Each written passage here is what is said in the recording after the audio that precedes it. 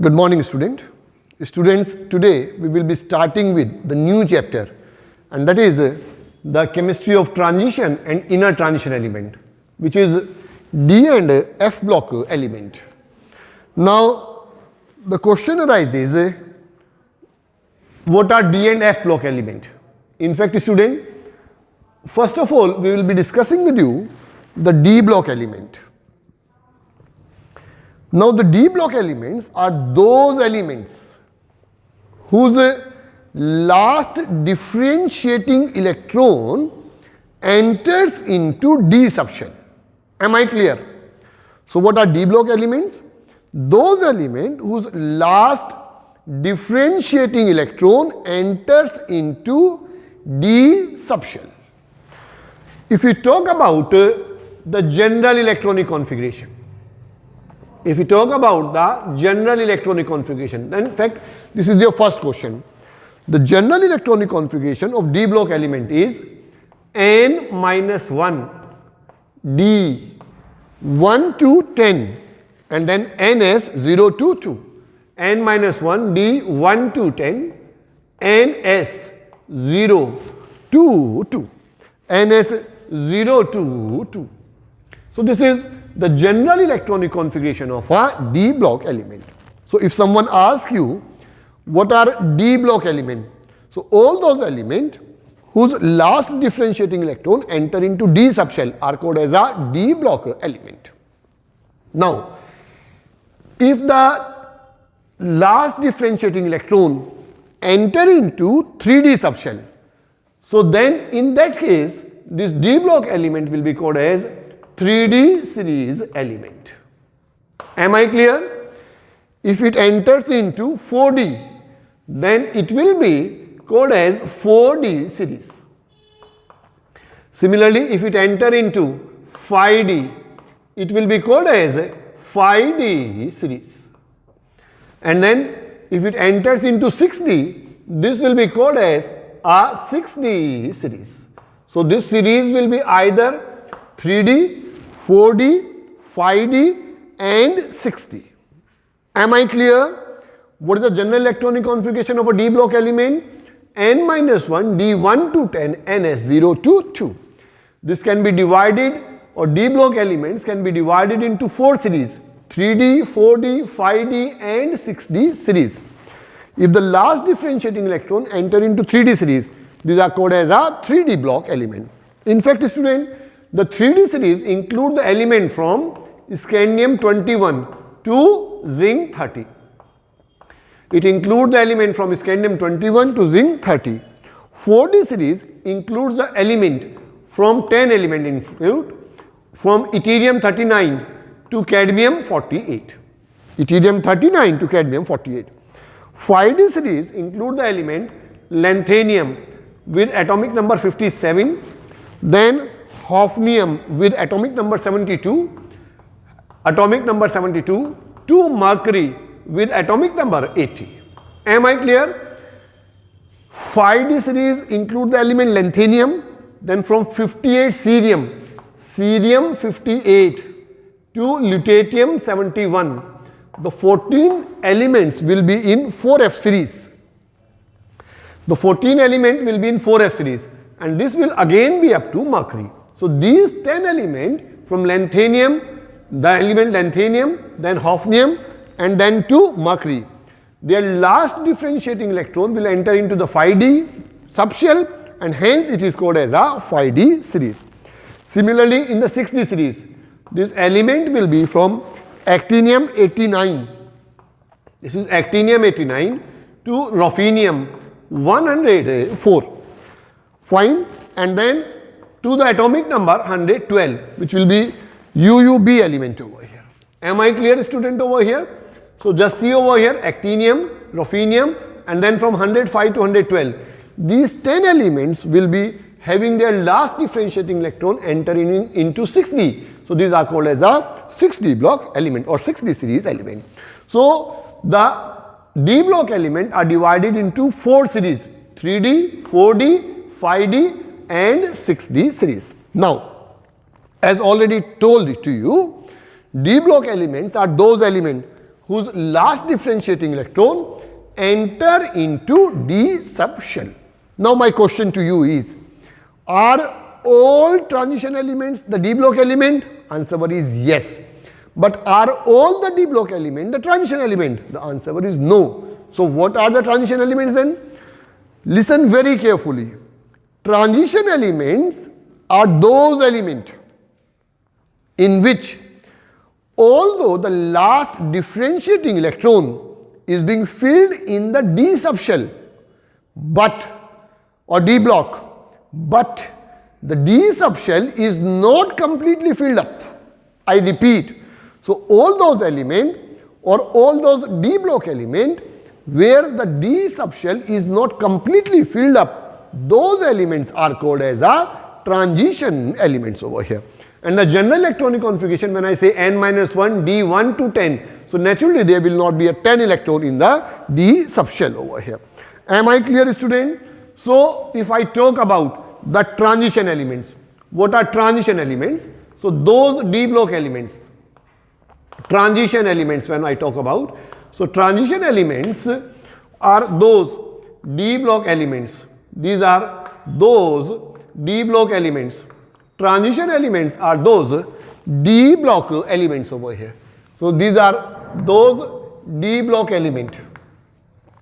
Those d block element where d subshell is not completely filled up. Where the d subshell is not completely filled up.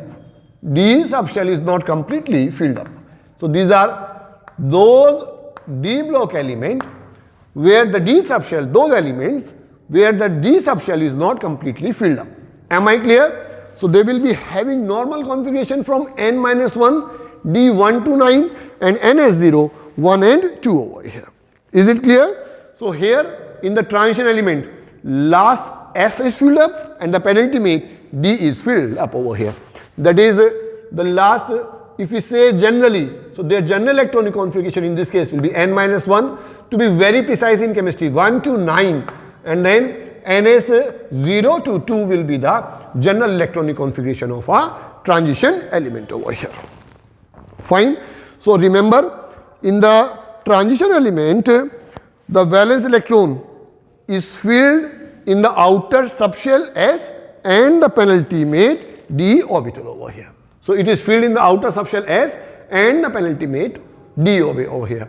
And depending on in which d block they are entering, this can be divided into 3D, 4D, 5D and the 6D series. Fine. Now just see very carefully, student, over here. If you look at this one, scandium, titanium and this one. Scandium, atomic number is 20, configuration will be argon, and then over here will be 3D1 and this will be 4s2. Then we have titanium, atomic number is 22, vanadium, atomic number is 23, chromium, atomic number is 24, manganese, atomic number will be 25, iron, atomic number is 26. Then we have cobalt, atomic number 27, nickel, atomic number 28, cobalt, atomic number 27, nickel, atomic number 28, copper, atomic number 29 and zinc, atomic number 30. Here the configuration will be argon and this will be 3D2, 4s2, and then over here vanadium, this will be argon, 3D3 and this will be 4s3. I think I shall be clear over here. Then this is argon. Now in the case of a chromium, we have learned in the class 11, half filled and completely filled orbitals are x-testable. So this will be 3D5, 4s1. Then manganese, this will be argon and then over here will be 3D5 and 4s2. Iron, this will be argon, this will be 3D6 and 4s2. Cobalt, this will be argon and then over here will be 3D7, 4s2. And then nickel, this will be argon, this will be 3D8 and then 4s2. Am I getting clear, student, over here? Now look at copper. Copper will be argon, this will be 3D10, 4s, this will be 3D10, 4s1. Here again the concept is half filled and completely filled orbitals are x-testable. zinc configuration will be argon. This will be 3d10 and 4s2. Now just see over here. In zinc, D subshell is completely filled up. Am I clear? So it is not a transition element. So always remember, zinc from here, cadmium from here, and mercury from here. Here D subshell is completely filled up. So they are the pseudo transition element. Zinc, cadmium and mercury have completely filled, they have a completely filled D subshell. They have a completely filled D subshell. So they are not the transition, so they are the D block element, but not the transition element. So they are D block elements over here. So these are D block elements, but not the transition elements over here. These are the D block elements, but not a transition element over here. These are the D block element, but not a transition element. Am I clear? Why? Because transition elements are those elements in which the last differentiating electron enter into the D subshell and D subshell is not completely filled up.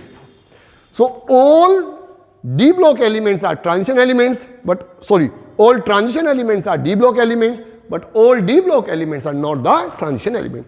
If you look at a copper, you will say, sir, this is 3d10.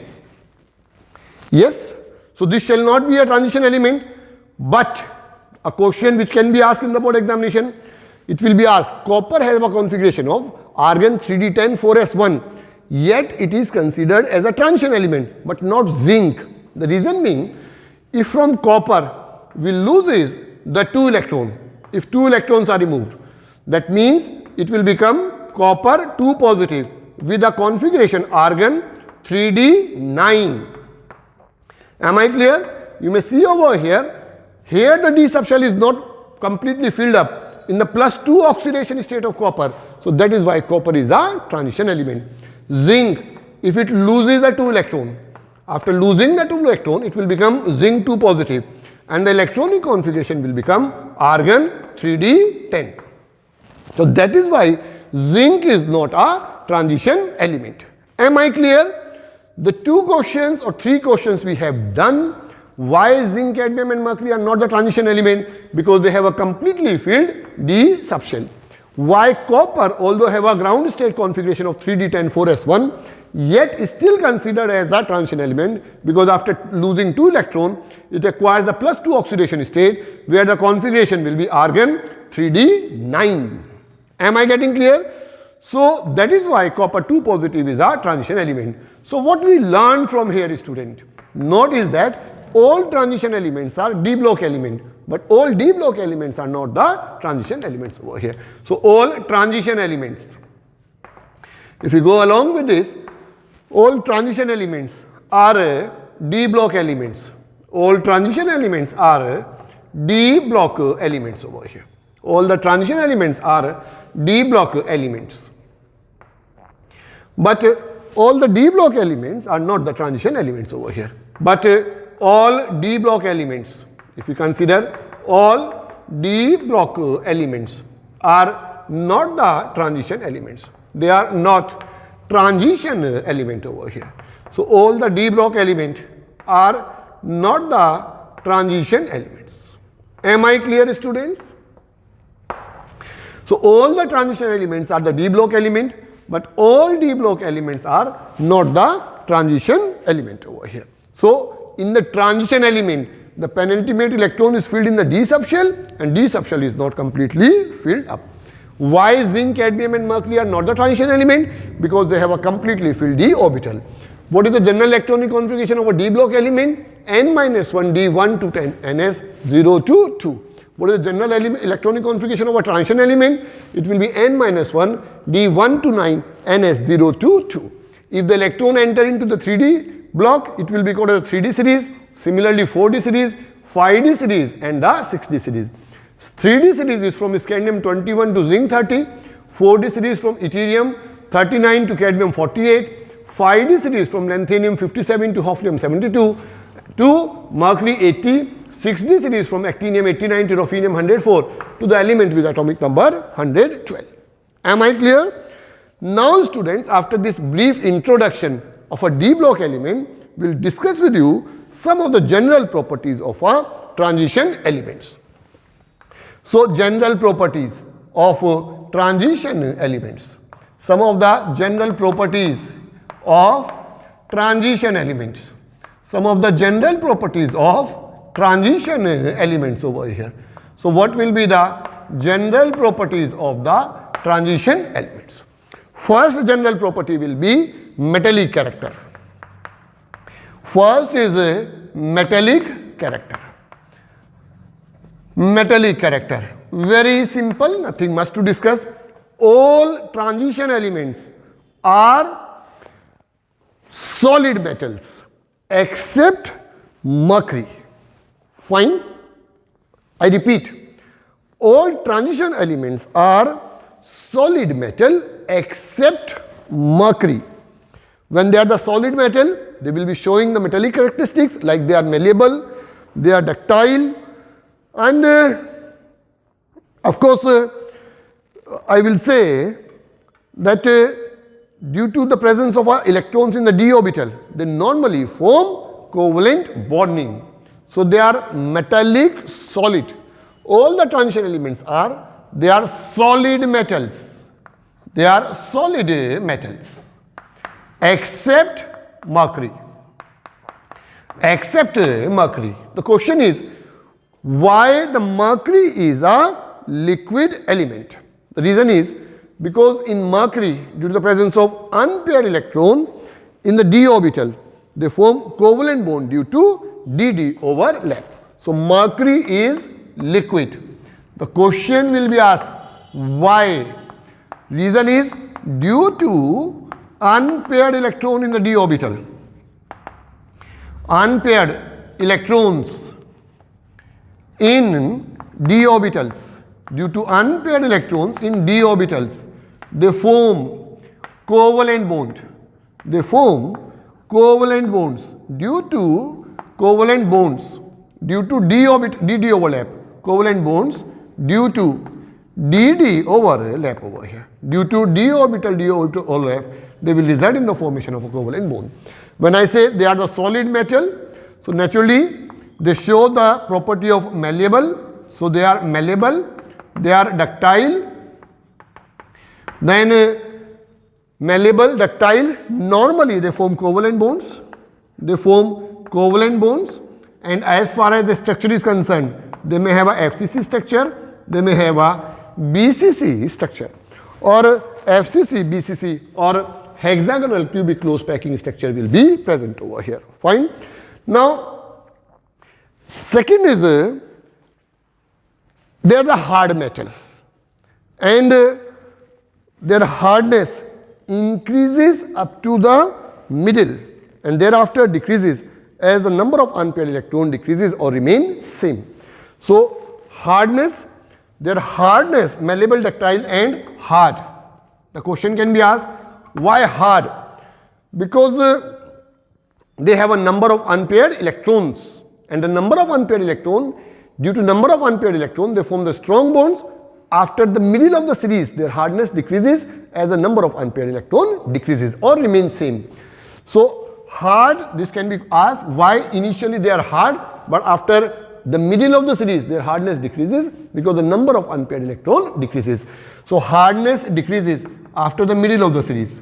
Hardness decreases after the middle of the series. After the middle of series, their hardness decreases after the middle of the series due to decrease in number of unpaired electrons. So, due to decrease in number of unpaired electrons over here. So, due to decrease in the number of unpaired electrons, so their hardness will decrease. Am I clear? So, is the first characteristic of a d block element clear? First is a metallic character. They are solid metal except mercury. Mercury is liquid. Why? Due to the presence of unpaired electron in the d orbital, they form covalent bond due to d orbital overlap. They are malleable, ductile, normally form covalent bond. Regarding the solid structure, this will either be FCC, BCC or hexagonal cubic close packing. All the transition metals are hard and their hardness decreases after the middle of the series due to decrease in the number of the unpaired electrons over here. Due to decrease in the number of unpaired electrons over here. I think I shall be very, very clear. Am I clear? So, the hardness decreases due to decrease in the number of the unpaired electrons. Now, after the metallic character, the second property will be atomic radii. Next property is atomic radii. Now, student, listen very carefully. Listen very carefully. Atomic radii and ionic radii. Atomic radii and ionic radii. Now, listen. As we move along the period, in fact, D block elements are the member from 3rd B to group number 1st B. I mean to say group number 3rd to 12 are the member of a D block. Am I getting clear? And their position is in between the S and P block element. If you remember the periodic table, this is group number 1, group number 2, group number 3, 4, 5, 6, 7, 8, 9, 10, 11 and then 12. Then we have 13, 14, 15, 16, 17 and group number 18. So, these elements from group number 3 to 12, these are called as a D block element. Remember the periodic table? So, where are they placed? They are placed in between the S block. These elements were S block elements. And these are what element? These are the P block element. So, they are placed in between the S and the P block element. So, naturally, if we move as far as the atomic and the ionic radii is concerned, if we move along the period, the atomic radii decreases. Same is the case with the transition element. Yes, in the beginning of a transition series up to middle, the decrease in atomic radii is high. But after that, the decrease in atomic radii is less or almost remains same because the electrons keep on entering into the D subshell, which creates a shielding effect, due to which the nuclear pull decreases and hence the atomic radii up to the middle decreases and then after it what remains same. Am I clear, student? So, if we say in this series generally, so scandium, titanium, vanadium, chromium and manganese up to here, the atomic radii decreases due to increase in the nuclear pull. But after this, the atomic radii almost remains same or there is very less decrease in the atomic radii. The reason being due to addition of differentiating electron in the D subshell. The number of electron in the D subshell goes on increasing, and when number of electron in the D subshell goes on increasing, after that there develops a nuclear repulsion, there develops a shielding effect due to which there is a repulsion. So, there are operating the two forces. Due to these two forces, the effect on the atomic radii will not be much. So, as far as the atomic radii or ionic radii is concerned, it decreases up to the middle. So, atomic radii and ionic radii up to the middle, in the beginning it decreases and then it remains same or very less decrease. It decreases or it remains same or very less decrease. What is the reason behind this? Due to shielding effect. So, it will be due to shielding effect. What is shielding effect? The addition of electron in n-1 d orbital increases, or the number of electron in the n-1 d orbital increases, and when the number of electron in the n-1 d orbital increases, they creates a repulsion. So, due to two opposing forces, the attractive force and the repulsive force, the size is not affected much after the middle of the series, but up to the center of the series, almost the atomic and the ionic radii goes on decreasing. Am I clear, student? So, two properties must be very clear. First was the metallic character and second will be the atomic and the ionic radii. Third is atomic volume and density. Third over here is atomic volume and density. Atomic volume and density. Now, what is atomic volume and density? Density is mass per unit volume. Now, as we move along the series, in the beginning the decrease in size is large, then it almost remains same. So, I will say the atomic volume decreases as we move along the series from group number 3 to group number 12 because of an increase in the nuclear attraction. Fine, because of the increase in the nuclear attraction. However, their atomic volume will be of transition elements are lower than those of a normal p block element. So, it is less than those of a p block element, less than those of neighboring p block element over here. This will be less than those of a neighboring p block element. So, atomic radii will be less than those of a neighboring p block element over here. Fine. The reason being because of a filling of electron in the d orbital, the nuclear attraction increases. So, I must say over here it is due to increase in nuclear attraction, due to increase in nuclear attraction. It is due to increase in nuclear attraction. Am I clear? Due to increase in the nuclear attraction. Now, due to decrease in the atomic volume, density increases. So, density over here will increase. Density increases due to decrease in the atomic volume. So, density over here will increase due to decrease in the atomic volume. Am I clear over here? So, mass goes on increasing, volume decreases. So, overall there will be density increases. Now, down the group, if we move down the group, atomic mass increases, volume increases, but increase in the mass is the dominating factor. So, density increases on moving down the group. So, as we move down the group, the density goes on increasing. Am I clear, student? So, on moving down the group, density increases. On moving along the period, they are less than those of a neighboring p block element. The reason being their atomic volume. Atomic volume is less than those of a neighboring p block element because of attractive force by the d block, because of the increase in the nuclear attraction. Fine. So, atomic volume less than those of a neighboring p block element due to increase in the nuclear attraction. Density increases because volume decreases and a mass increases. Down the group, volume increases, mass also increases, but effect of a mass is more dominating as compared to the effect of a volume. So, density down the group goes on increasing. So, students, in this lecture, we have done with you the general introduction of a transition elements, and then 3 properties we have done: the metallic character, then we have done the atomic radii and the ionic radii, and then the atomic volume and the density. In our next lecture, we will continue with the further discussions of a general characteristics of a d block element. Till then, I expect you to make the notes. We will meet again in the next lecture. Thank you.